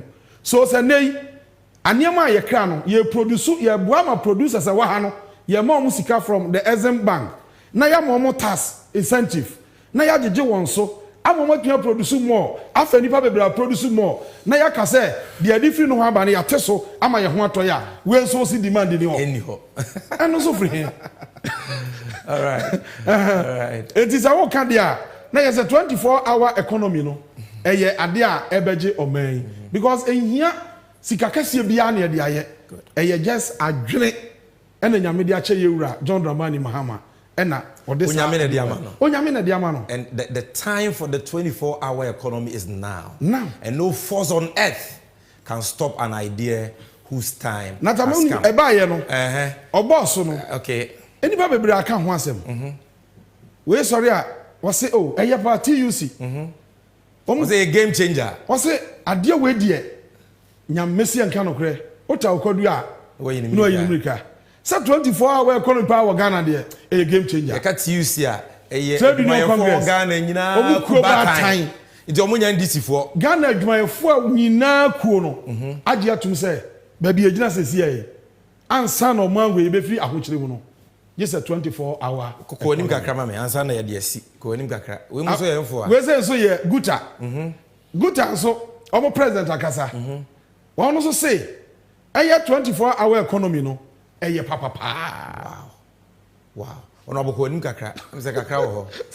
Ya ti Guta for the we mo so ye mfo ni. We say so ye aye Institute for Economic Affairs. Yes. Omo so say. Onso amo de, what the policy be ba. Na omo hwehwem. Good. Enya no makasa dabi. Policy we dey. Hana na ma bi G-Mensa ye adwuma. Hana na electoral commission ba. Oya adwuma. And almost 24-hour economy. Almost 24-hour economy we dey e de enwuma be ba. E be ma unemployment na akoso. Eh G-Mensa be na your 24-hour economy ambassador. O aboama. Ene de oni ho. Ah, he was in. Aveji Ghana News Agency. Aya Federation of Labour Support 24/7 economy proposal. Okay. Federation of Labour. Okay. Almost say, Minia. Honorable Fabako Kaho. Fabako Kaho. Okay. After Labour unions. Aya Jumefua Kua woman now. Almost say, John Mama, your boy Basso. 24-hour economy. I know the Assembly. After the school for what Ghana in news. Womuku bad time. Rantian Maba was schools no. I be we, I be paid mano. Almost say 24-hour economy in the Yajitum.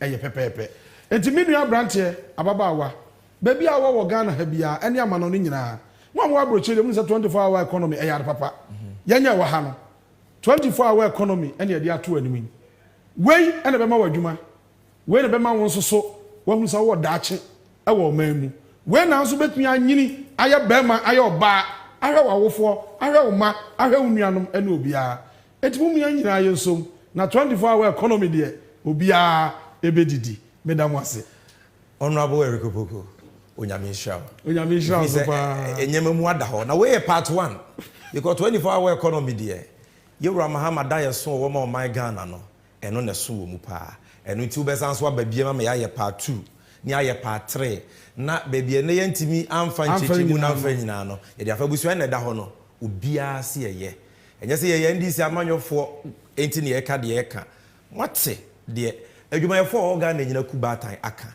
adwadifo nyina de omo aka adisuafo labor unions mate de omo aka asem no mu nchirichire mu ni nokre eye baako wei ene ade a ebema Ghana ye krabehwe ebema adwuma buso impuntu aba ama Ghana afa na toma pefra ene to obi catch us 24-hour economy amaso a city who ye de part 2 on this 24-hour economy no edebebro hwe we ma misisi aye ba ye beto adwumadie no so.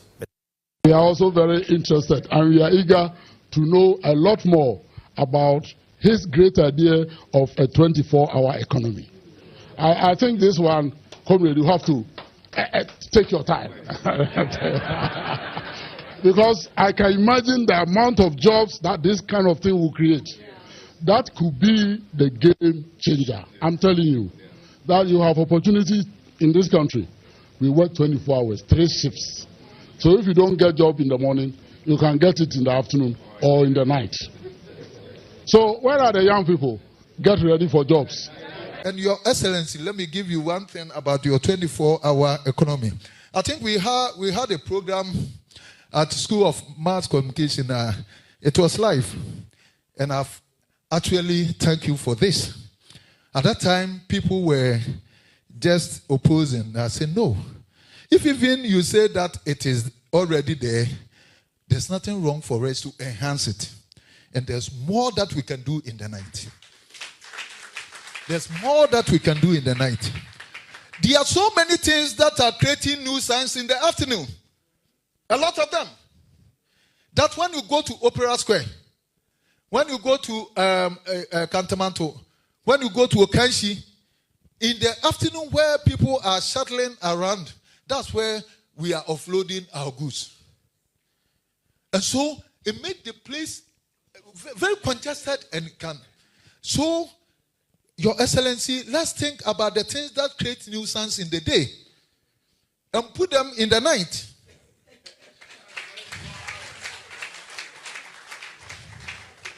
So, it shouldn't be difficult for us to say that when you are clearing your goods within the weekdays where market is going on, unless maybe it is Sunday, those times you have to come after 6. Some of these things have been there.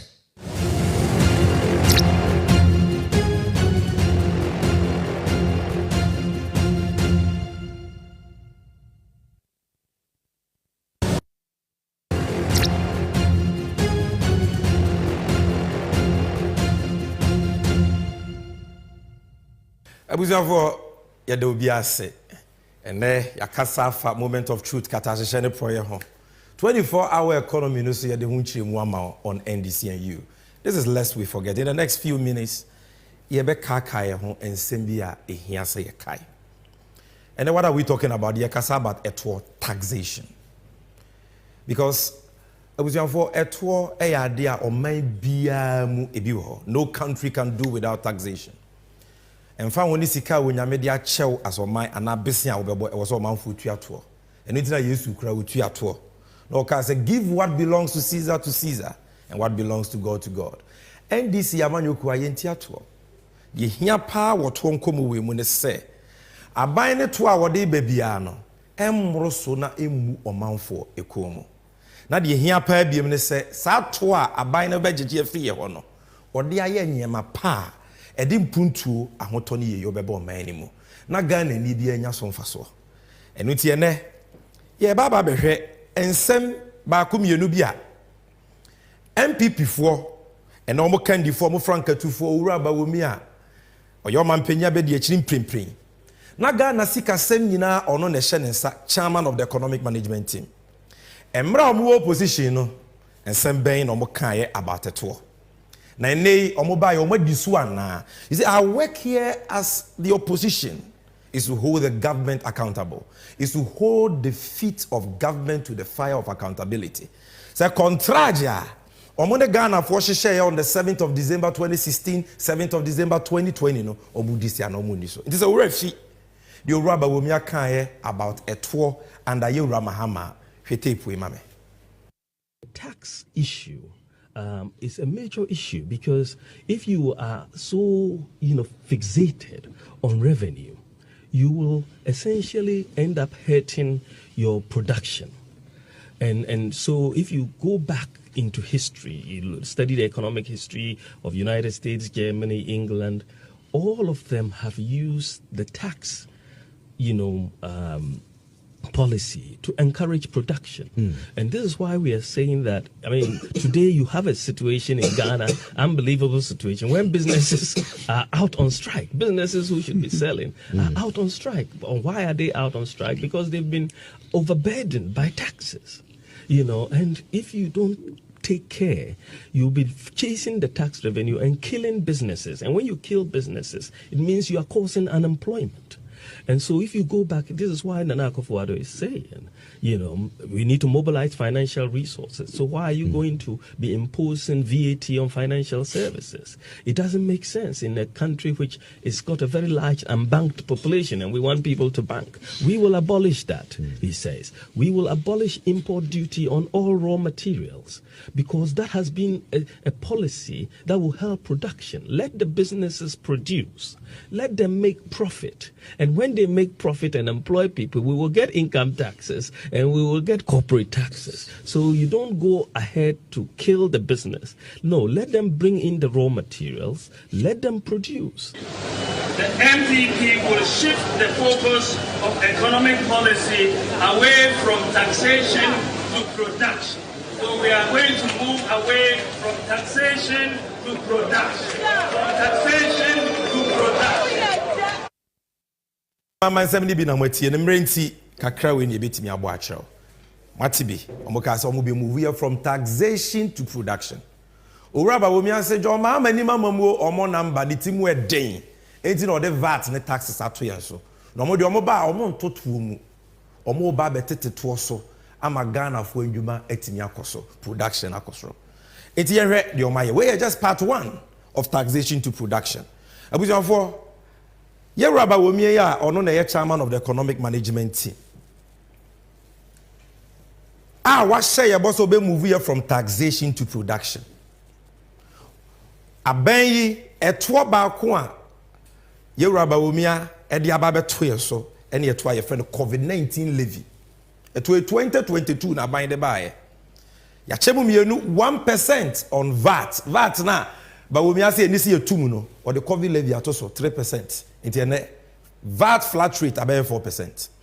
Wasanso the COVID-19 levy no ato national health insurance levy so amana fi 2.5% about 3.5%. Na busua what be da? Say yare aba be kum nipa se wono aduane ase wonwuma. Na ukwa aman bi so a omo mpanyimfo kra ema omanfo sika. So one asene se ne be ya o hawa yare ne ba ye no o betumi anya no puma sibre no ye nko de ya ban se yare no ma san so de ama ye tax. The question you must ask yourself ne say COVID-19 ya yare di kan abagana anya bia ye wo malaria levy ana ye wo HIV levy ye wo cholera levy ana. There is no government in the world I never charging a man for COVID levy. I just Uraba Wumia, chairman of the economic management team. Number 2, ye wotwa ye friend 1.5% e-levy. No matters why you know 1%. And now who chiraba Ghana? Uhieni or bretiti ni moremu or ye juma kakra or say me send bibi ama meba me send 500 bi ama minuya and na mibusu nibi. O send ya na ba wumia what 1% of the amount e-levy. And this e-levy abama ya titi Ghana fo bebre sika yet this is the same bawomia in 2020 okache say momo de eye hiafo ene yiso entenisi ye de to etomumu so enne ye de e-levy atomumu so omo ye online nyuma nyina ye de e-levy agu omo so omo nyuma egu entene Jumia fo omo free Ghana Glovo fo e free Ghana omo ya anwen Wilma omo free Ghana Unilever for a free Ghana. Banks are living because of all these taxes we are talking about. And when these companies are folding up, what it means, they say, companies they are losing their jobs. Now there is this financial sector cleanup tax. Na banks bi ahoden wo fom. Enna mnyema boni bia na ebinum ayenye omunyina. Na nka aban no betumi de Ghana sika 9 billion cedis asave omo. Na so aban no say or the 22 billion ebegu omunyina nwuma. Ebi ni Unibank, UT Bank, 420 banks, savings and loans and microfinance. Na maye maame mo busia. Ye gu omu se nwuma ni nyina. Omu gu adwuma ni wie ya. Oma sanso e de to abasa yentu enti enne obi a wokọ bank ye transaction bi a wo bank edge wo se sika ibi. Ebusuafo de ye ni ha na me de na de ni besi. Betting tax. Ene adwuma ni ho. Oba time bi ani wo pese ne ba etwa bet ana oto chacha. But adwuma na be ni ho. Emaburu ni nkobokro no ana. Enti ye bobola na nkra no atwa bibi. Oh, Chelsea be she 2, Manchester be she 1. No wenya bibi kakra amanesa akona no. And also so abawomia chairman of the economic management team say me je 10%. Ebusuafo ye nka manenwa. The Ewura John Dramani Mahama e kan say e-levy eyesisie to ebu adwene ntiase so.